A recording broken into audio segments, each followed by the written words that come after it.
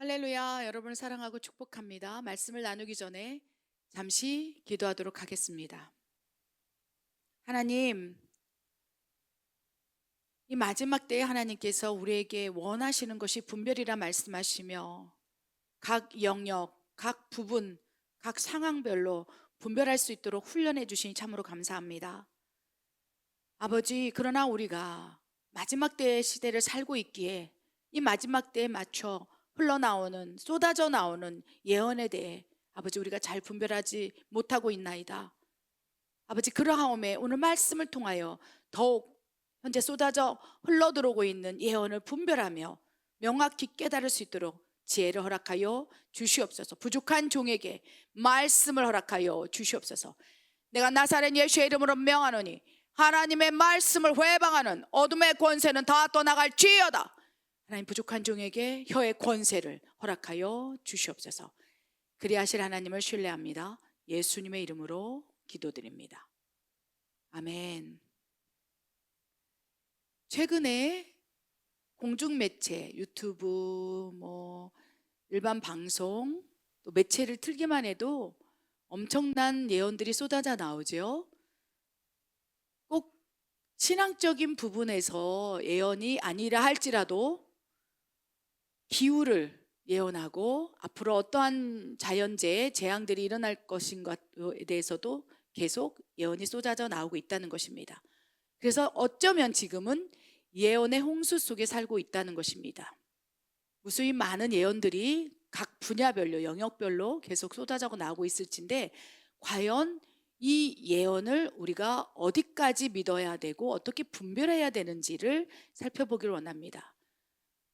물론 일상, 우리 세상을 살아가면서 예언하는 것들, 물가에 대해서 예언하고 기후에 대해서 예언하고 재난재해 예언하고, 이거는 정확한 팩트에 의해서 여러 가지 다양한 방법으로 또 그것을 예언할 수 있도록 기초 데이터베이스가 있고 여러 가지 이 밀집된 정보력 수집으로 예언을 하는 경우에는 그것을 믿을 수 있다는 거예요. 그런데 이제는 교회 안에서도 엄청난 예언들이 쏟아져 나오고 있다는 것입니다. 최근에 어떤 분께서 저에게 자기 아시는 분께서 어떠한 예언을 들었는데 그 예언에 몰입을 하고 집착을 하고 있다는 거예요. 결국 그 예언이 무엇이냐 물었을 때 지금은 마지막 때이기 때문에 모든 것들을 다 버리고 다 포기하고 전 재산까지 다 팔고 그 예언을 한 사람의 말에 따라 그렇게 마지막 때를 준비해야 된다는 예언을 듣고 그것에 지금 집중하고 있다는 얘기를 듣고 제가 살짝 놀랐어요. 그거 아닙니다. 그렇게 하면 안 됩니다. 예언을 분별해야 됩니다. 그 예언이 어디로부터 나왔는지 성경을 기반으로 예언을 분별하는 훈련을 하셔야 합니다. 그랬을 때 저에게 상담을 한 그분은 저는 그렇게 생각하고 그렇게 말하고 있지만 자기가 사랑하는 그 사람은 그것을 믿지 않고 있다는 거예요. 오히려 그 예언자의 말에 따라서 정말로 모든 것을 지금 다 정리하고 있는 상태라는 얘기를 듣고 이단들이 그렇게 해서 자기의 왕국을 세우고 있는 그런 상황 속에서 지금 마지막 때에 더 거짓 예언들이 난무하겠구나.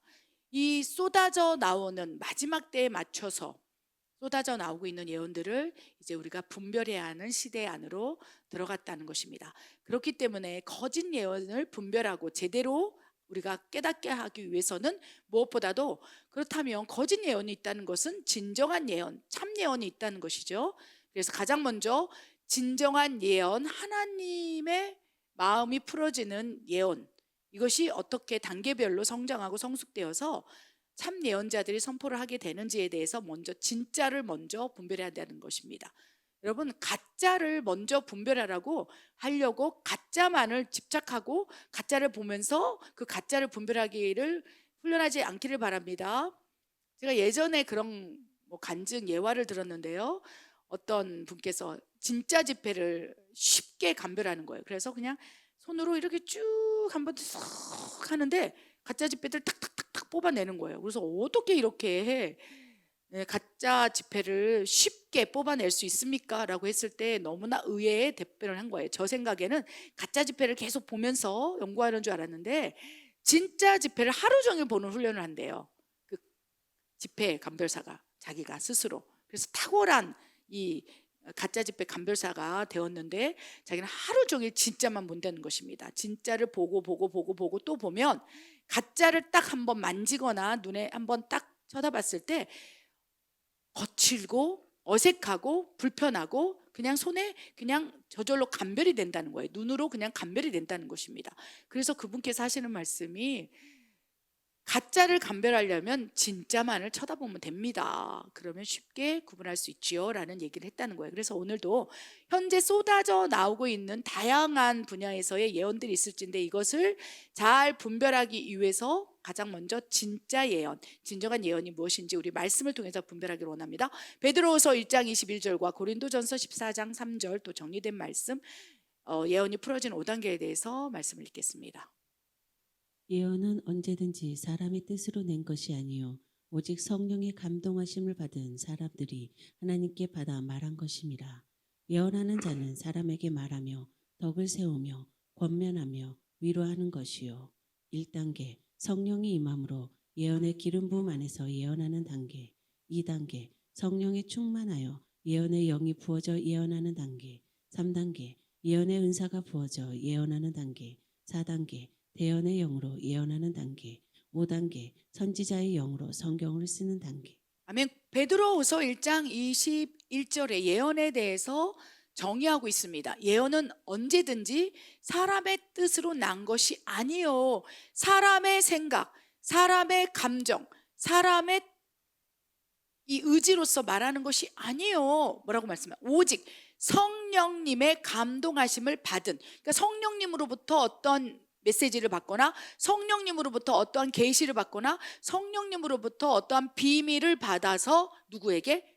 사람들에게 이제 말하기 시작하는 것이 예언의 정의라고 표현하고 있다는 것입니다. 그래서 진정한 참 예언은 사람의 뜻, 생각이 아니요 하나님의 생각이 우리에게 감동으로 임해서 그 말을 전하는 것에 이 예언의 정의가 농축되어 있다는 것입니다. 또한 고린도전서 14장 3절을 보면요, 예언하는 사람에 대해서 이제 예언하는 그 내용에 대한 말씀을 설명하고 있어요. 예언하는 자는 이제 사람에게 말한다는 거예요. 하나님께 말하는 것, 하나님께 영으로 비밀을 말하는 것은 방언이라고 고린도전서 14장 2절에 기록되어 있고요. 바로 예언을 말하는 것에 대해서 이제 설명되어 있을진데, 예언하는 자는 사람에게 말하며 그리고 그 내용, 그 예언의 내용이 덕을 세운다는 거예요. 그래서 예언을 하나님께 감동을 받아 하나님의 생각, 하나님의 음성, 하나님의 계시, 하나님의 비밀을 이제 어떤 누군가에게 마음으로, 감동으로, 말씀으로, 또한 기도 가운데, 환상으로, 기도 가운데 여러 가지 다양한 통로를 통해서 하나님의 뜻과 하나님의 생각이 감동으로 그 사람에게 임하게 된다면 이제 그 사람이 그 말을 사람에게 전하게 된다면 덕을 세운다는 거예요. 하나님의 뜻이 예언 안에 담겨져 있고 하나님의 계획, 하나님의 음성, 하나님의 비밀스러운 것들이 나를 향한 하나님의 마음이 풀어지기 때문에 결국은 그것은 교회의 덕이 되고 사람을 세우는 덕이 되고 또 권면하고 위로하는 이 놀라운 순기능을 또 예언을 통해서 이룰 수 있다는 것입니다. 그래서 결국은 뭐냐? 예언은 성령님께 감동을 받고 하나님의 생각을 받아서 우리가 전하는 것이라고 생각할 수 있겠습니다. 그 가운데 진정한 예언이 이제 성령님으로 올진데 그 예언이 성장하고 성숙하는 단계가 있다는 것을 기억해야 하셔야 합니다. 그래서 공중매체계 속에서 또 설교 이제를 통해서 예언적인 메시지를 선포하는 또 목사님들도 계시고요. 진정으로 예언의 은사를 가지고 예언하시는 다양한 또 예언 사역자들이 있을진데 그 예언을 하신다고 말하는 분들께서 이 5단계 안에서 영적 능력이 풀어지고 있다는 것을 기억해야 합니다. 그래서 어떠한 예언을 누군가에게 들었다면 이 예언이 전체 다 하나님으로부터 온 것이다 라고 섣불리 판단하지 마시고, 또한 분별할 것은 이 5단계 가운데 이 사람의 예언은 지금 2단계에서 풀어지고 있구나, 3단계에서 풀어지고 있구나, 우리가 분별하고 예측하며 그것을 신뢰하는 이 척도를 삼아야 한다는 것입니다. 그래서 만약에 뭐 5단계까지 또 뭐 4단계까지 성장, 성숙, 돌파가 일어나서 예언을 한다면 예언을 멸시치 말라고 말씀하셨기 때문에 예언을 믿고 순종해야 합니다. 그러면 하나님께서 감동으로, 생각으로, 말씀으로, 계시로, 음성으로 주셨기 때문에 하나님의 뜻과 계획이 그 사람에게 전해져서 그 사람이 순종한다면 놀라운 축복이 열릴 수 있다는 거예요. 하나님의 뜻을 이룰 수 있다는 것입니다. 그런데 만약 그것이 참 예언이 아니고 현재 막 쏟아지고 있는 예언 가운데, 내가 믿고 있는 예언 가운데 그것이 하나님으로부터 온 것이 아니라 사람으로부터 났다면, 더 나아가서 사탄으로부터 그 생각과 감동을 받고 사탄으로부터 계시가 풀어져서 그 얘기를 하고 있다면 그 다음부터는 이제 어떻게 됩니까?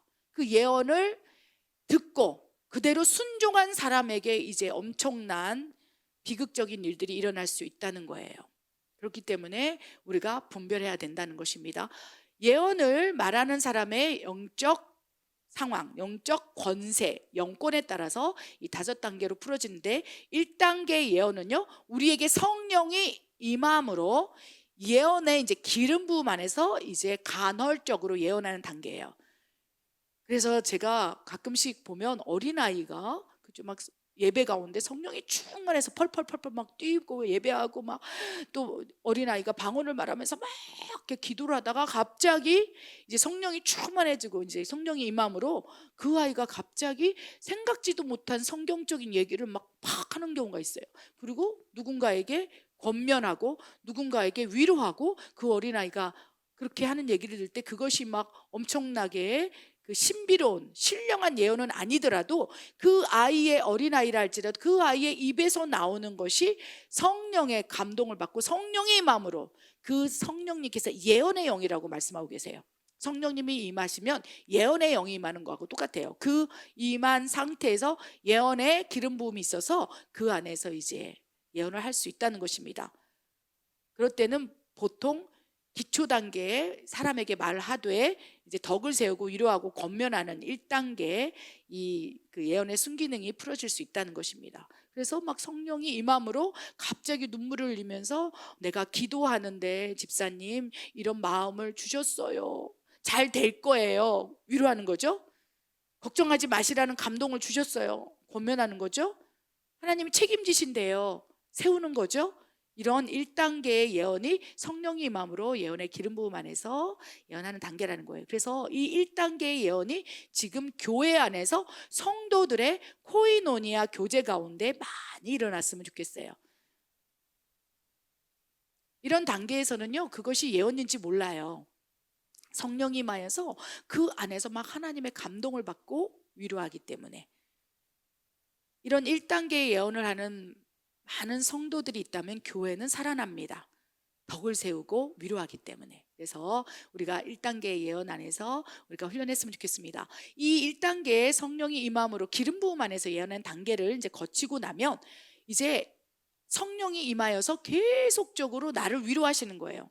이 예언의 기름 부음 안에서 가장 먼저 위로하고 덕을 세우는 주체가 있은즉 그 사람인 거예요. 그 사람 안에 성령이 임한다면 성령님께서 예언의 영으로 기름 부음 안에서 누구를 가장 먼저 위로하시냐? 나를 위로하는 거예요. 그래서 제가 성령이 임한 다음에 기도를 할 때마다 내 종아, 내 딸아, 괜찮으냐? 내가 너와 함께 하리라. 두려워하지 말거라. 말씀을 통해서든 감동을 통해서든 계속적으로 저를 위로하시고 그 사람을 위로한다는 거예요. 그리고 나서 그 위로가 가득 채워지면 이제 어떻게 됩니까? 성령이 충만해져요. 왜? 하나님의 위로는 그 사람을 살려요. 저도 가족 3명의 자살 가운데 무너져 있을 때 성령이 임함으로, 그리고 가장 먼저 저를 위로해 주셨어요. 두려워하지 말거라. 걱정하지 말거라. 살아갈 소망을 계속 부어주시고 권면하시고 위로하셨어요. 그 위로를 받고 살아나니까 어떻게 됩니까? 성령이 충만해지기 시작한다는 거예요. 그러면서 성령이 충만해지면서 2단계의 예언을 할 수 있어요. 성령이 충만해지면 이제 예언의 영으로 예언합니다. 이 누가복음 1장 67절 말씀에 사가랴가 그리고 그 세례 요한의 어머니인 엘리사벳이 성령이 충만하여 그들이 예언하기 시작했다고 그랬어요. 하나님께 감동을 받아서 성령 충만 안에서 예언의 영으로 풀어지는 예언이겠죠. 이 2단계까지도 굉장히 덕을 세우고 위로하고 권면하기 때문에 교회 안에서 2단계까지 우리 성도들이 모두 다 훈련하고 성장하여서 성령 충만함으로 막 사람을 세우는 그 예언들을 막 쏟아냈으면 좋겠습니다. 이런 이 2단계까지는요, 그가 예언을 한다고 생각하지 않아요. 그냥 마음이 행복해져서 그냥 전할 뿐이에요. 기도하는데 아무 걱정하지라는 마음을 주셨어요. 저한테 하나님께서 사랑한다 하셨어요. 저한테 하나님 괜찮으냐 물어보셨어요. 도와주신다고 감동 주셨어요. 이런 예언은 교회 안에서 활성화되어야 한다는 것입니다. 부작용이 없는 예언인 거예요. 이런 예언은요, 하나님이 나에게 말씀하셨어, 하나님이 저에게 가라사대, 이런 예언이 아니라는 거예요. 내 생각처럼 나를 위로하고 다른 사람을 위로하기 위해서 들어오는 하나님의 감동이기 때문에 굉장히 아름답습니다. 아멘. 그래서 여러분의 교회 가운데 이 2단계까지의 예언하는 성도들이 불같이 일어나서 교회가 살아나고 덕이 세워졌으면 좋겠다고 기도하시기 바랍니다. 이 단계에서 이제 성령 충만함을 계속 유지하는 이 누군가가 있다면 이제 3단계, 성령님께서 하나님의 뜻대로 하나님께서 사용하시기 위해 이제 어떻게 됩니까? 예언의 은사를 부어버리는 거예요. 2단계 성령이 충만하여 예언하는 단계와 3단계는요, 그 갭이 하늘과 땅 차이입니다. 예언의 은사가 부어져 버리는 거예요. 그러면 이제 예언의 은사면요, 그 다음부터는 내 마음이 불붙는 듯 한다고 예레미야도 얘기하잖아요. 말하지 아니하고서 내 견딜 수 없나이다. 그러면서 이제 예레미야에게 예레미야 1장을 보면 입을 크게 벌려라, 너는 가서 전하라. 왜 그렇습니까? 1단계, 2단계에 그 예언의 영으로, 예언의 기름 부음으로 예레미야가 그 단계별로 예언을 했었겠죠. 그런데 예레미야가 이제 성령이 충만하고 하나님 앞에 그릇이 준비되니까 그에게 예언의 은사를 부어버리는 거예요. 입을 크게 벌려라. 내가 너에게 말한 것들을, 성령의 감동하심을 받은 것들을 가서 전하라. 그러니까 이제 어떻게 됐습니까? 예레미야가 나는 어린아이라 나 그거 못해요, 두려워요. 갑자기 막 이스라엘 멸망에 대해서 얘기하시고, 이스라엘이 막 어려운 일에 봉착될 거, 이스라엘의 막 이 전쟁, 막 이런 마음들을 막 부어주시고, 막 이스라엘을 향하여 하나님이 진노하시는 그런 막 마음을 부어주시면서 예언의 은사가 발동됨으로 예레미야에게 막 하나님의 진노의 마음이 막 부어주면서 막 회개하라 하시고, 그러니까 막 어떻게 됩니까? 그 예언의 은사를 받은 예레미야가 죽을 것 같은 거죠. 나 죽겠습니다. 왜요? 누우면 막 하나님의 감동 계시들이 예언의 은사를 받으면 막 활성화돼서 쏟아져요. 그냥 생각만 해도 막 팍팍팍팍팍.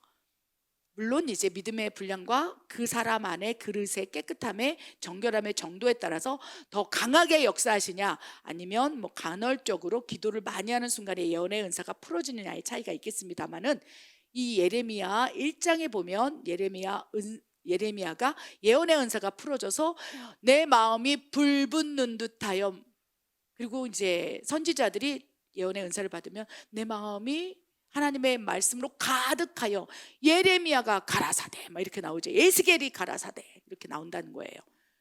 막 어떻게 할 수가 없어요. 근데 그때에도 그렇죠, 예언의 정확도가 차이가 날 수 있다는 것입니다. 결국은 예언은 오직 성령의 감동하심을 받은 사람들이 하나님께서 받아서, 들어서, 보아서, 깨달아서 전한 이야기이기 때문에 얼만큼의 하나님의 감동하심을 받을 수 있는 거룩한 통로를 가지고 있느냐에 따라 그 예언이 정확할 수도 있고요, 그 예언이 비슷할 수도 있고 유사한 예언으로 나올 수도 있다는 것입니다. 그래서 예언의 은사가 부어져서 예언하는 단계, 그 예언의 은사를 가지고 이제 예레미야가 막 훈련을 받았겠지요. 그러면서 예레미야에게 보라, 무엇이 보이느냐? 그럴 때 막 살구나무가 보입니다. 그래서 예레미야는요, 예언의 은사를 받았지만 선지의 영과 선견, 보는 영역에서 탁월한 예언의 은사를 받은 거예요. 그러니까 하나님 보시기에 예레미야가 그릇이 좋은 거죠. 너는 만국으로 보내어 내 말을 전했으니 두려워하지 말아라. 네가 말한 것들을 이제 내가 말한 것으로 내가 너를 세워 나가리라. 3단계에서 돌파가 일어난 거예요. 그랬을 때 이제 4단계, 대언의 영으로 예언하는 단계로 올라가고, 또 선지자의 영으로 이제 마지막 5단계는 선지자의 영이 확 뻗어서 성경을 쓰는 단계예요. 모세가 선지자의 영으로 그쵸 5단계까지 확 성장해서 모세 오경을 쓰지 않았습니까? 그래서 성경을 기록한 이 믿음의 선진들은 5단계까지 이른 사람들이라고 분별할 수 있겠습니다. 물론 그 성경의 분량이 많다면 더 엄청난 활성화, 또 하나님의 비밀, 하나님의 감동을 받는 그릇이 크고, 수없이 하나님께서 말씀하시고 계시하시고 비밀을 풀어주시고 그 모든 엄청난 하나님께 받은 것들이 너무 많아서 분량이 많아지는 거죠. 모세에게는 선지자의 영을 붓고 말씀하시는 분량이 많고 깨끗한 분량으로, 깨끗한 정결함으로, 그러니까 매일매일 모세는 밥 먹고 나서 지성소 들어가서 매일 성령 하나님께 듣고 보고 깨닫고 알고 그것을 기록하고 결국 분량이 많아진 것이죠. 또 어떻게 보면 선지자의 영으로 성경을 썼던 사람이 있지만 분량이 적다면 어떻게 보면 그죠? 그 5단계 하라 할지라도 그 영권에 따라서 다르게 하나님께서 사용할 수 있다는 것입니다. 5단계는요, 선지자의 영으로 성경을 쓰는 단계는 이제 성경이 완성되었고, 성경이 이제 그죠? 더 이상 성경이 이제 누군가에서 쓰여지고 있는다. 그래서 내가 지금 성경을 쓰고 있다. 그럼 이단인 거예요. 이상한 사람인 거예요. 성경은 이미 66권으로 클로즈를 딱 했어요. 더 이상의 성경은 없다. 더 이상의 그건 없다. 물론 이제 그 성경을 또 풀어지는 계시 또 해석이 있을 수 있겠지만 성경은 이제 완성된 거예요. 그러니까 5단계는 없습니다. 그래서 마지막 우리가 지금 진정한 예언의 또 능력을 받아서 돌파할 수 있는 단계는 4단계까지 대언의 영으로 예언하는 단계, 대언하는 단계라는 거예요. 그래서 에스겔에도 그 대언의 영을 받아서 이제 대언하는, 그래서 에스겔 말씀을 보면요, 에스겔에게 대언하라 하신 거죠. 그래서 에스겔도 이 1단계 성령이 임함으로 예언의 기름 부음으로 예언을 했을 것이고, 예언의 영으로 또 충만하여 예언했고, 그 훈련을 다 거친 다음에 예언의 은사가 부어졌을 거예요. 그리고 4단계 이제 에스겔을 끌고 가서 마른 골짜기에 끌고 가서 에스겔아 대언하라, 너는 이제 4단계 대언의 영으로 대언하는 단계까지 이르렀으니 하면서 에스겔 37장의 마른 뼈들 향하여 대언하라. 마른 뼈야 일어날지어다. 생기가 부어질지어다. 그것은 에스겔이 말한 게 아니에요.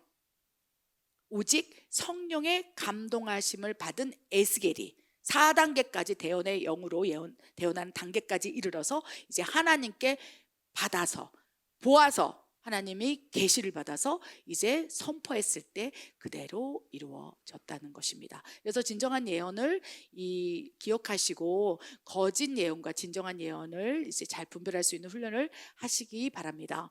그런데 무엇보다도 오늘 말씀을 준비한 이유인데요, 이 마지막 때는 이제 반드시 예언을 분별해야 합니다. 참 예언을 누군가에게 받았다면 그 참 예언을 소중히 여기시고 소멸시키지 않길 바라요. 멸시하지 않길 바라요. 근데 참 예언과 거짓 예언을 잘 분별할 때, 저것이 참 예언이구나. 그러니까 내가 멸시치 않고 그 예언의 말씀대로 내 삶 가운데 하나님의 뜻을 이룰 수 있도록 내가 그릇을 준비하고 내가 준비해야 되겠다. 누군가에게 진짜 참 예언자가 너를 하나님께서 크게 쓰신대, 너를 통해서 하나님이 영광을 받으신대, 너가 그 분야에서 하나님께서 크게 역사하신대 라고 얘기하면, 그렇죠?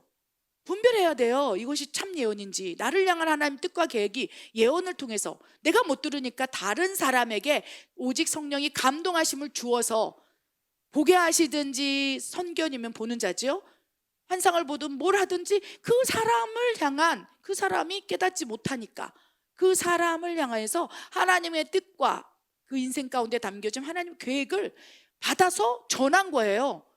그런데 그것을 사도 바울은 디모데에게 예언을 멸시하지 말아라. 너에게 준 예언이 있다. 디모데를 향한 하나님의 뜻을 사도 바울을 통해서 전했을 때 그는 그 예언을 목숨처럼 지켰어요.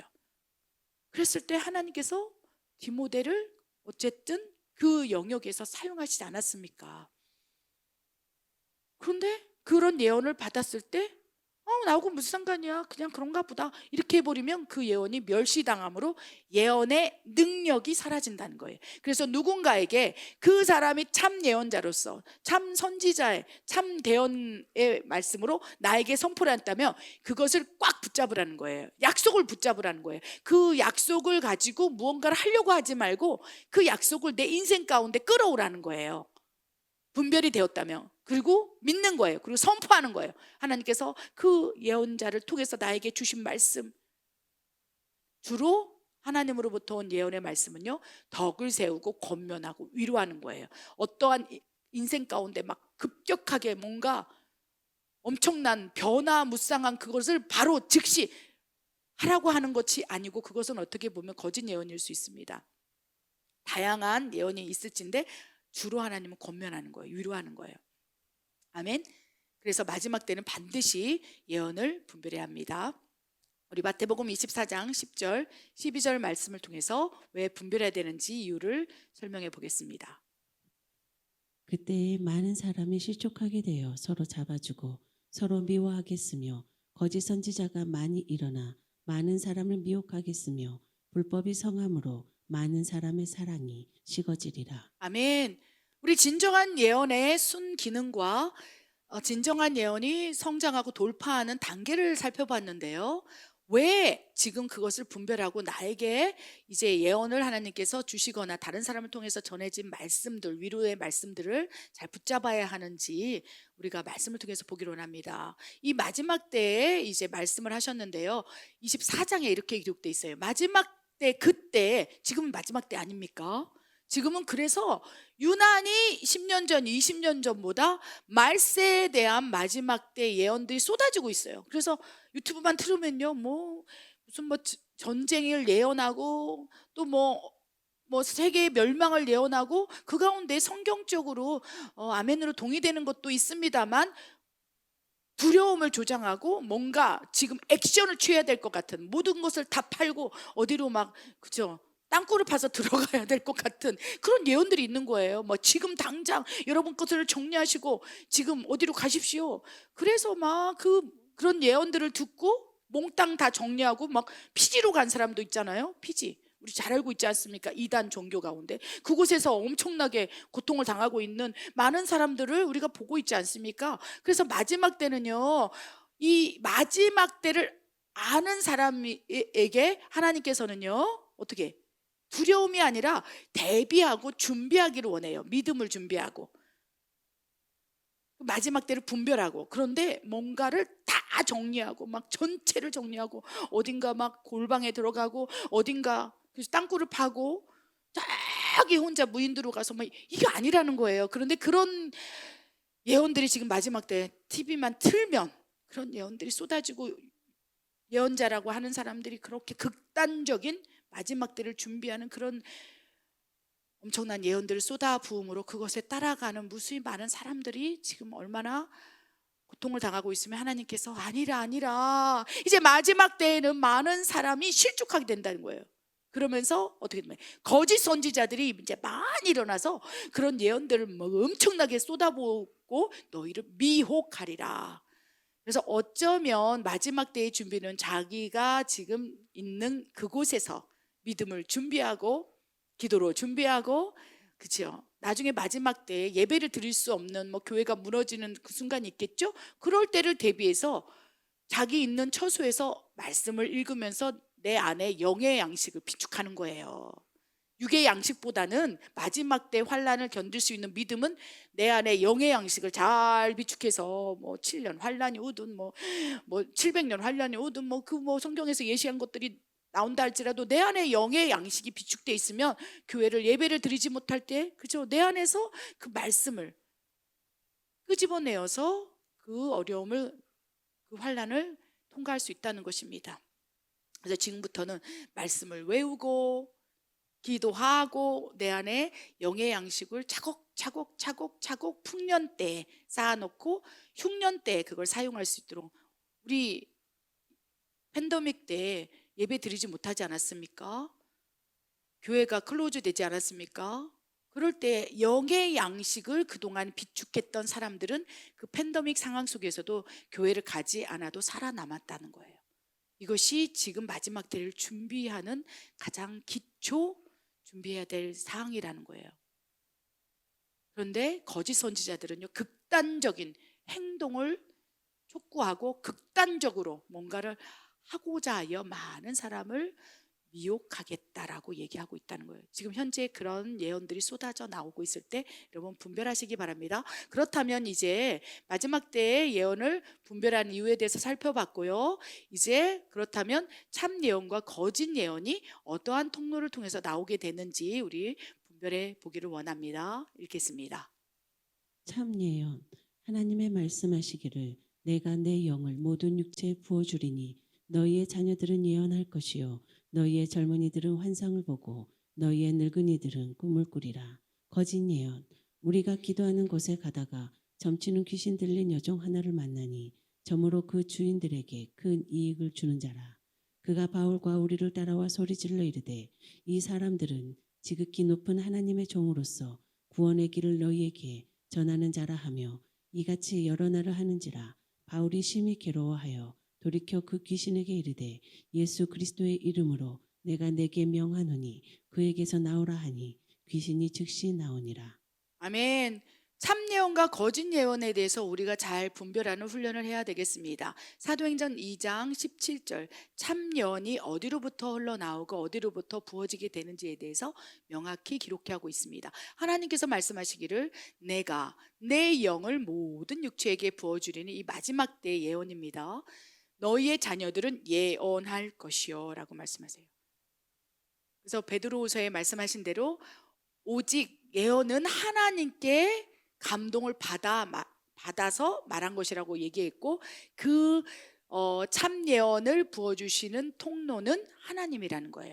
그리고 하나님의 성령이 우리 안에 모든 육체에게 부어질 때 우리는 예언할 수 있어요. 그래서 이제 마지막 때에 예언을 하리라, 환상을 보리라, 꿈을 꾸리라. 요엘 선지자가 마지막 때를 예언했고 또 그 예언 요엘 선지자의 예언이 사도행전 2장 마가다락방에서 실제로 이루어졌다는 거예요. 그래서 그들이 하나님의 큰 일을 말하면서 그들이 예언을 하기 시작한 거예요. 그리고 초대교회에서 가장 크게 역사했던 영성이 덕을 세우고 권면하고 위로하는 거였어요. 베드로가 감옥에 갇혀서 나왔을 때 성도들이 기다리고 기도하고 위로하고 사도 바울을 위로하고 그 예수님을 믿는 믿음이 발각이 된다면 죽을 수 있는 상황, 사자밥이 될 수도 있고 목배임을 당해야 되는 그런 환난 속에서도 성령이 그들에게 임함으로 예언의 기름 부음 안에서 초대교회 성도들은 서로를 위로했어요. 덕을 세웠어요. 세워졌어요. 괜찮아요, 괜찮아요. 사도 바울이 그 위험한 순간에 전도여행을 갔을 때 브리스글라 아굴라 부부 그들이 위로하고 덕을 세우고 권면하고 비단 가게를 하는 루디아가 그렇게 아름다운 선행을 하면서 덕을 세우고 이것이 1단계 초대교회 성도들의 예언의 기름 부음 안에서 했던 예언이라는 거예요. 교회가 아름답지 않습니까? 그들이 이제 막 성령이 충만하니까 어떻게 됐습니까? 막 그들이 예언하기 시작하는 거예요. 성령이 충만한 7 집사를 세워라. 막 그 가운데 빌립을 세웠지 않았습니까? 그래서 빌립이 2단계 막 예언을 하기 시작한 거예요. 막 성령이 충만하니까 그 순간 예언을 하고 스테판 집사님이 돌에 맞으면서도 막 예언하기 시작하고 2단계 초대교회 성도들이 그렇게 아름답게 서로를 권면하고 그 상황 속에도 환난 속에서도 이랬다는 거예요. 이 마지막 때에 하나님께서 내가 내 영을 모든 육체에게 예수 그리스도를 진정으로 믿는 모든 육체에게 부어줘. 그들이 이제 마지막 때 환난을 통과할 때 서로 위로하고 덕을 세우고 권면하고 코이노나 교제를 통해서 초대교회의 모습처럼 그들이 환난을 통과하게 하리라라고 말씀하신다는 거예요. 그 가운데 3단계 예언의 은사를 막 부으시고 4단계까지 막 청년들에게 대언의 영을 부으셔서 그 사명을 지금 하나님 작정하시고 끌고 가고 계시다는 것입니다. 그래서 하나님께서 말씀하신 대로 참 예언은요 성령이 우리에게 부어지는 순간부터 1단계부터 이제 5단계는 마무리됐으니까 4단계까지 쫙 끌고 간다는 것을 기억하시기 바랍니다. 그렇다면 반대로 거짓 예언은 어디에 통로로부터 나오게 될까요? 우리 읽은 말씀처럼 사도행전 16장 16절과 18절을 보면요, 아주 명확한 예시가 나옵니다. 사도 바울이 이제 기도하는 곳에 갔다가 어떻게 됩니까? 이제 그곳에 점치는 귀신 들린 여종 하나를 이제 만나게 된 거예요. 그래서 점치는 귀신이 들려갖고 어떻게 보면 점쟁이 귀신이 들린 거죠. 그래서 뭐 어떤 장소에서 점을 쳤는지 모르겠지만 이제 왔다 갔다 기도하다가 이제 본 거지요. 아, 저 여종이 지금 점치는 영이 들어가고 점을 쳐서 그 주인들에게 돈을 많이 벌어주는구나. 사도 바울이 지나가다 그런 생각을 했겠지요. 그런데 아무 상관이 없으니까 사도 바울이 그냥 지나가다가 그 점치는 여자가 예언을 하네. 저거 거짓인데 어떡하지? 저 얘기를 듣고 막 저를 하면서 귀신에게 절하고 있는 저 우둔한 백성들을 어이할고 우상숭배를 하는 어이할고 이렇게 생각하면서 사도 바울이 지나갔겠지요. 그런데 그 점치는 이 여인 안에 들어있던 귀신이 이제 말을 하기 시작하는 거예요. 우리 17절을 보면요, 그 점치는 여자, 그 인간이 말하는 것인지 그 사람 안에 들어있던, 여종 안에 들어있던 귀신이 말하고 있는지를 우리가 잘 분별해야 된다는 거예요. 우리는 분별하지 못해요. 그런데 성경은 명확하게 이야기하고 있어요. 그 점치는 여종이 이제 바울과 막 계속 같이 갔던 일행을, 전도여행 갔던 일행을 쫓아다니는 거예요. 막 쫓아다니면서 이제 말하지 않고 견딜 수 없는 거예요. 귀신도 똑같습니다. 우리도 예레미야에게 성령이 부어주시고 우리에게 성령이 부어주고 예언의 은사를 받게 되고 대언의 영을 받게 되면 말하지 않냐고선 견딜 수 없어요. 그래서 내가 입을 틀어막고 싶습니다. 내 안에 불같아서 말하지 않으면 견딜 수 없습니다. 똑같이 점치는 귀신이 들어가거나, 그렇죠, 거짓 선지자의 영이 부어지면요, 말하지 않는 거 견딜 수 없어요. 그러니까 이 거짓 선지자의 영을 점치는 귀신이 들은 이 여종이 막 쫓아다니는 거예요. 가만히 있어도 되는데 쫓아다니면서 이제 막 소리 지르는 거예요. 말하지 않고 견딜 수 없으니까. 그러면서 예언을 하기 시작하는 거예요. 어떤 얘기를 하기 시작하는 거예요. 이 사람들은 근데 지나가다가 처음 본 사람인데 그 사람이, 그죠, 어떤 일을 하고 어떤 사역을 하는지 어떻게 합니까? 그러나 그 점치는 귀신, 거짓 선지자의 영은 정확하게 누구로부터 계시를 받으면 귀신으로부터 받는 거예요. 귀신으로부터 정보를 얻어서 이제 말하지 않냐고는 견딜 수 없는 거예요. 그래서 우리가 점치로 정장의 집에 가면 말하지 않고 견딜 수 없으니까 계속 말하지 않습니까? 그 사람에 대한 정보를 말하지 않습니까? 그러면서 이제 점치는 거짓 선지자의 영을 받은 그 여종이 말하기 시작하는데, 이 사람들은 지극히 높은 하나님의 종으로서 구원의 길을 너희에게 전하는 자라. 이 얘기가 맞습니까? 틀립니까? 정확히 맞아요. 사도 바울을 향하여서, 그렇죠, 이 사람 지극히 높은 하나님의 종이다. 어떻게 지나가는데 알겠습니까? 그 거짓 선지자의 영을 받은 점치는 귀신이 정확하게 진실을 얘기하는 거예요. 진리는 아니고 진실, 사실을 명확하게 지식을 뽑아내어서 하나님의 종입니다. 놀랬겠죠? 야, 저 사람 영험하다. 사도 바울도 깜짝 놀랐어요. 저거 봐라, 진실을 얘기하네, 사실을 얘기하네. 그러면서 얘기를 하는 거죠. 그러면서 구원의 길을 너희에게 전하는 자라. 100% 진실이에요. 그래서 거짓 선지자가 말하지 않냐고는 견딜 수 없어서 그 안에 점치는 귀신이 들어가고 귀신이 들어가서 말을 할 때 그 말이 다 거짓이 아닌 거예요. 점치는 귀신 들린 사람들이 말하는 것들이 다 거짓이 아니에요. 그러니까 과거에, 그렇죠, 네가 뭐 3살 때 물에 빠져 죽을 뻔했지, 이것도 사실인 거예요. 그러니까 그 얘기를 듣는 사람이 어떻게 알았지? 그러면서 절을 하기 시작한다는 거예요. 묶이기 시작한다는 것입니다. 그래서 거짓 선지자의 영을 받은 거짓 예언자들이 말하는 게 다 거짓말은 아니고, 그들의 입에서 예수님의 이름도 나오고, 하나님의 종도 분별하고, 그 가운데 우리가 믿을 만한 얘기들을 많이 한다는 거예요. 그러니까 분별하기가 너무 어려운 거예요. 그래서 저 사람은 분명히 예수님의 이름을 얘기하고 있고 예수 그리스도 이름으로 대적하고 있고 귀신을 쫓아내고 있는데 당연히 하나님의 참 예언을 하고 있는 거 아니겠습니까? 근데 그때마다 사도행전 16장 말씀을 붙잡으시기 바랍니다. 점치는 귀신 들린 거짓 예언자도 정확하게 진실을 얘기했다는 거예요. 사실을 얘기했다는 것입니다. 그랬더니 이제 바울이 심히 괴로운 거예요. 왜냐하면 이 거짓 예언자가 말하는 것들을 보면요, 영적으로 불편합니다. 그래서 막 여러분 점쟁이가 얘기하는 것들 막 소리, 파장, 막 영적 분위기 너무 불편하죠. 그러니까 바울이 그냥 그 점치는 귀신, 거짓 선지자가 얘기한 것들을 그냥 지나가면 될 텐데 어떻게 막 소리 지르고 지나갈 때마다 얘기하고 그 사람들에 대해서 막 얘기하고 예언을 하니까, 거짓 예언을 하니까, 사실을 얘기하니까 이제 막 귀찮은 거예요. 그러면서 이제 영적으로 불편해지기 시작해요. 그래서 참 예언은요, 우리에게 평안함을 줍니다. 소망을 줍니다. 그러나 거짓 선지자의 영이 들어간 거짓 예언은요, 어떻게 됩니까?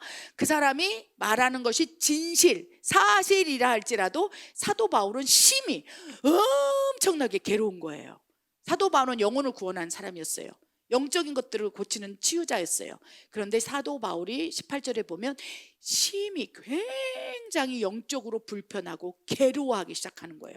죽을 것 같이 괴로운 거예요. 그러니까 이제 어떻게 했습니까? 가만히 지나가도 될 상황인데 너무 영적으로 괴롭힘을 당하고 불편하고. 그래서 여러분, 거짓 선지자가 만약에, 그죠, 거짓 예언인지 참 예언인지 분별이 안 된다면 여러분의 심령 안에서, 여러분의 마음, 감정 안에서 불편해 죽을 것 같으면 사도 바울처럼 무시하시기 바랍니다. 그 말이 사실인 것처럼 내 과거 15살 때도 맞추고 내 청년 때도 맞추면서 정확하게 쪽집게처럼 맞춘다 할지라도, 그 사람 안에 점치는 귀신이 들어간다 할지라도 사실을 말할 수 있다는 거예요. 그런데 여러분 마음이 심히 사도 바울처럼 괴롭고 불편하고 그 예언을 순종하지 않으면 죽을 것 같은데 또 하자니까 인생이 망가질 것 같고, 이런 것들이 있으면 어떻게 합니까? 사도 바울처럼 이렇게 해보라는 거예요. 너무 심히 괴로워하니까 이제 사도 바울이 이제 점치는 여자 거짓 선지자를 향하여 예수의 이름으로 명하노니 거짓 선지자가 떠나갈지어다, 점치는 귀신은 떠나가라 얘기했을 때 어떻게 쓰십니까? 그 이후에 성경에 기록된 말씀은 점치는 귀신이 떠나가면서 그가 이제 더 이상 사도 바울을 괴롭히지 않았다는 것입니다. 그래서 여러분, 참 예언인지 거짓 예언인지 분별이 되지 않는다면 여러분 마음 가운데 불편함, 괴로움, 눌림, 막 그 얘기를 듣고 무기력하고, 막 오히려 하나님이 주시는 예언은요, 덕을 세우고 권면하고 위로하는 거예요. 그 내용이 어떠할지라도, 굳이 미래를 막 신비하게 알아맞추는 것이 아니다 할지라도 내가 그 예언을, 참 예언을 성령님으로부터 받아 말한, 성령으로부터 감동을 받은 사람이 누군가 나에게 전했다면 소망이 생기고 눈물이 나면서 나 할 수 있어, 하나님 도와주세요, 이런 고백이 흘러나오면 붙잡으시라는 거예요. 그런데 누군가에게 어떤 예언을 받았는데 그게 정말로 막 99.9% 사실인데도 막 불편해 죽을 것 같고 눌려 죽을 것 같고 영적으로 무기력해지고 예언 받은 그날부터 내가 시름시름 앓고 너무 괴롭다면 그 예언을 받은 것들을 내 안에서 가라지를 뽑아내야 돼. 어떻게? 예수의 이름으로 명하는 이것이 거짓 예언이라면 내 안에서 떠나갈지어다. 이렇게 이미 거짓 예언을 내가 받았기 때문에 내 안에 가라지가 심겨짐으로 그 이후부터 거짓 예언자가 받은 그 말로 말미암아, 그 파장으로 말미암아 내가 그 이후에 괴로워질 수 있는 거예요. 그 예언을 붙잡으면 붙잡은 만큼 괴로워 죽을 것 같을 때 예수의 이름으로 이것이 만약에 거짓 예언이라면 떠나갈지어다. 예수의 이름으로 명하노니 내 안에 가라지가 심겨졌다면 뽑혀질지어다. 선포하고 팍 기도해 보라는 거예요. 그럼 그 다음부터 거짓 예언이라면 그 거짓 예언을 받은 이후에 무게감, 괴로움, 불편함 이런 것들이 사라진다면 이제 그것으로 이제 분별하시면서 이제 우리가 훈련하기를 원합니다. 아멘. 그래서 예언은 하나님께서 멸시하지 말라고 했지만 참 예언인지 거짓 예언인지 알 수가 없다면 이걸 분별하지 않고 무작정 다 따라가는 것도 문제라는 거예요. 그래서 예언은 가장 먼저 기초 영성의 분별을 할 수 있느냐부터 시작해야 된다는 것입니다. 그런데 예언은 너무나 중요한, 하나님이 덕을 세우고 권면하고 위로하는 중요한 하나님의 또 기적의 도구이기 때문에 무시하지는 마시고 멸시하지 마시고 분별하기를 원합니다. 어떻게 분별해야 되는지 구체적인 방법에 대해서 마태복음 10장 8절과 또 쭉 이어지는 말씀을 통해서 분별해 보겠습니다. 읽겠습니다. 병든 자를 고치며 죽은 자를 살리며 나병 환자를 깨끗하게 하며 귀신을 쫓아내되 너희가 거저 받았으니 거저 주라. 거짓 선지자들을 삼가라. 양의 옷을 입고 너희에게 나오나 속에는 노략질하는 일이라. 그들의 열매로 그들을 알지니 가시나무에서 포도를 또는 엉겅퀴에서 무화과를 따겠느냐. 그날에 많은 사람이 나더러 이르되 주여 주여 우리가 주의 이름으로 선지자 노릇하며 주의 이름으로 귀신을 쫓아내며 주의 이름으로 많은 권능을 행하지 아니하였나이까 하리니 그때에 내가 그들에게 밝히 말하되 내가 너희를 도무지 알지 못하니 불법을 행하는 자들아 내게서 떠나가라 하리라. 아멘. 여러분, 참 예언과 거짓 예언을 분별하는 것은 너무나 중요합니다. 근데 이조차도 훈련되지 아니하고 여러 가지 또 경험하지 않으면 이 거짓 예언이 사실을 가지고 얘기하고 진실을 말하기 때문에 속아 넘어갈 수 있다는 거예요. 그렇기 때문에 하나님께서는 이제 어떠한 팩트를 가지고 우리가 분별해야 되는지 우리가 훈련하기를 원한다는 것입니다. 첫 번째, 너희가 거저 받았으니 거저 주라. 우리 예언이 성장하는 5단계에 대해서 우리가 살펴봤죠. 예언의 기름 부음 안에서 성령이 임함으로 예언하는 단계와 그 위에 성령이 충만해서 예언의 영으로 정말로 이제 좀 명확하게 예언하는 단계, 그 단계에서 이제 예언의 은사를 가지고 예언하고 그 이후에 대언의 영을 받아서 대언의 은사로 예언하고 마지막으로 선지자의 영으로 성경을 쓰는 단계까지 쭉 이어지는 이 상황이 있을진데 이 모든 예언의 은사, 대언의 영도 우리가 하나님께 받았다면 하나님께서 거저 주신 거라는 거예요. 물론 그 사람의 그릇이 준비되어야 되고 그 사람이 훈련하고 하나님 앞에 얼마나 복종되고 얼마나 거룩하고 또 정결한 삶을 살아가고 있느냐에 따라 그 그릇 안에 부어지기 때문에, 그래서 구약의 선지자들의 삶을 보면 처참합니다. 그렇게 못 살 것 같아요. 세례 요한도 광야에 가서 석청과 메뚜기를 먹고 외치고, 그 외치는 회개라 천국이 가까이했습니다. 주의 오실 길 예배라, 그것도 예언의 은사로 태어나고 세례 요한도 예언을 한 거예요. 그런데 그 예언의 그릇을 만들기 위해서, 참 선지자로 사용하기 위해서 그들에게 얼마나 많은 혹독한 훈련을 하셨습니까? 그런데 우리가 값을 지불한 게 아니에요. 하나님께서 거저 주셨고 그의 그릇이 되니까 성장한 거예요. 그래서 많은 분들에게 하나님께서 다 부어주기를 원해요. 예언의 은사를 부어주시고 예언의 능력을 부어주시고 대언의 영까지 다 쏟아서 부어주기를 원해요. 왜? 하나님께서는요 지금 하나님의 사람들을, 하나님의 종들을 막 부르시고 청하시는 단계예요. 그래서 막 부어주기를 원하는 거예요. 하나님은 값을 지불임을 하셨기 때문에 다 공짜지만 우리에게 주실 때는 거저 주시는 거예요. 거저 주셨지만 그 거저 받은 것을 가지고 내가 얼마나 단련, 정금같이 되어 나오게 하는 것은 하나님과 나와의 관계에서 나의 하나님 앞에 서섰을 때 믿음과 헌신과 충성, 나의 그릇인 거예요. 그런데 결국은 거저 받은 거예요. 그리고 그런 그릇이라면 거저 주라 했을 때 아멘, 내가 거저 주겠습니다 한다는 거예요. 근데 거짓 예언자들은요 항상 대가가 있어요. 그래서 거짓 선지자들이 예언을 할 때는요 항상 거저 받았으니 거저 주라는 하나님의 명령이 아니라 이 사단이 점치, 그래서 점을 치면 항상 복채를 요구하지 않습니까? 가장 먼저 이 점치는 귀신 들린 사람에게 그렇죠, 예언을 받으려고 간다면 점치는 게 예언 아니겠습니까? 돗자리 딱 깔아놓고 좀 상태가 어려우니까 뭐 다른 사람보다 2배는 받아야겠어. 그리고 돈부터 시작하는, 복채부터 얘기하고 시작하잖아요. 대놓고 그렇게 점을 치면서, 그렇죠, 점치는 집을 차려놓고 한다는 것은 아예 그 돈을 받고자 그 일을 하는 거예요. 그런데 교회 안에도 그 점치는 무당의 영이 들어와 있는 거예요. 겉으로는 돗자리를 깔아놓지 않고 예언을 하고 있지만 실제로 그 사람 안에 들어가 있는 것이 점치는 거짓 선지자의 영이라면 결국은 교모하게, 교활하게 거저 주지 아니하고 대가를 요구한다는 거예요. 재물을 요구하거나 헌신을 요구하거나 뭔가 자기가 점을 치고 거짓 예언을 한 대가를 요구한다는 거예요. 잘 분별하시기 바랍니다.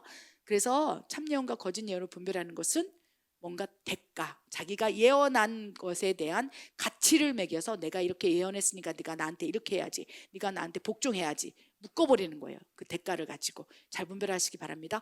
또한 이 마태복음 7장 15절에 예수님께서 거짓 선지자들 삼가라. 우리 눈에 그냥 딱 보기에 저 사람은 거짓 선지자구나 딱 우리가 알면 좋겠습니다. 그냥 분별해버렸으면 좋겠습니다. 그런데 예수님께서도 이렇게 말씀하시는 거예요. 거짓 선지자들 삼가라. 그들은 양의 옷을 입고 있다는 거예요. 선한. 그래서 그들의 입에서 주여 주여 얘기도 하고 선한 양의 옷, 마치 하나님의 양인 것처럼, 알곡인 것처럼, 그러면서 양의 옷을 입고 다가온다는 거예요. 그래서 결코 그가 말하지 아니하고는 견딜 수 없어서 우리에게 말한 것이 사실이기 때문에, 양의 옷을 입고 오기 때문에 다 속아 넘어갈 수밖에 없어요. 그런데 예수님께서는 정확하게 그러나 그 속에는 노략질, 훔쳐가기 위해서 너에게 다가오는 자도라. 분별하라, 분별하라 라고 말씀하십니다. 어떻게 분별할까요? 그랬을 때 그들의 열매로 그들을 보아라. 그들의 삶의 열매로 보아라. 그들에게서 육체의 것들이 나오느냐, 성령의 열매가 드러나느냐. 근데 쉽게 한순간 그 거짓 예언인지 참 예언인지 예언을 받았을 때 그 사람의 삶 전체를 우리가 볼 수 없기 때문에 분별이 안 된다는 것입니다. 그러니까 우리가 분별할 수 있는 영적 파워를 늘리는 거예요. 어떻게? 진짜만 보는 거예요. 완성된 예언은요, 성경입니다. 예, 성경에 막 주야로 성경을 묵상하고 성경이 진짜니까, 그리고 완전한 하나님의 예언이니까 성경을 계속 주야로 묵상하며 성경을 보며 이제 누군가의 예언을 받았을 때 이거는 성경적 관점에서 부합되지 않는데, 뭔가 이상한데, 불편한데, 영적인 것은 영적인 것으로 분별하니까 일단은 그 거짓 예언을 하든 참 예언을 하든 그 사람이 중요한 게 아니라 그것을 필터링해서 내가 걸을 수 있는 분별을 준비해야 한다는 것입니다. 왜? 지금부터 더 1년 이후, 5년 이후, 10년 이후에는요, 더 TV만 틀면, 유튜브만 틀면 공중매축에서 더 많은 예언들이 막 쏟아져 나올 거예요. 엄청난 예언들이 쏟아져 나올 텐데 그것을 그냥 사람을 분별할 수가 없는 거예요. 그들의 열매가, 그들이 집에서 어떻게 분별할 수 없어요. 그들이 불법을 행하는 자들인지 합법을 행하는 자들, 우리가 어떻게 알 수 있습니까? 그냥 공중매체에서, 유튜브에서 보는 사람들일 텐데, 그러니 어떻게 돼? 나에게 분별을 달라고 기도하는 거예요. 쏟아져 나오는 예언을 막을 수 없어요. 더 쏟아져 나올 것입니다. 마지막 때 피난을 가라, 떠나라 막 이러면서 엄청난 다양한 예언들이 나올진데, 그 안에서 가장 중요한 팩트는, 가장 중요하게 준비해야 될 훈련은 내가 그 예언들을 분별할 수 있는 능력. 제가 사전에 말씀드린 것처럼 가짜 집회와 진짜 집회를 순식간에 분별할 수 있는 능력을 어떻게 받았냐 했을 때 진짜만을 바라본다고 했던 것을 붙잡으시기 바랍니다. 성경은 이미 완성된 예언이고 성경을 붙잡고, 아멘, 기도하면서 영적인 것들을 분별할 수 있도록 성령을 구하고 성령 충만함을 구해서, 내가 성령이 충만하면 그냥 저절로 불편하고 저절로 알아지고 영적인 것들이 분별됩니다. 그래서 딱 TV만 틀어도 유튜브에 어떤 사람이 예언했다, 그 예언을 딱 그 안으로 유튜브를 통해서 들어가려고 해도 벌써 내 안에서 영적인 것들을 분별해. 이 사람은 가짜다, 그냥 알아져요. 그 단계까지 우리가 이르렀을 때 마지막 때에 우리가 예언을 통해서 미혹되지 아니할 수 있다는 것입니다. 그래서 분별의 능력이 중요합니다. 아멘.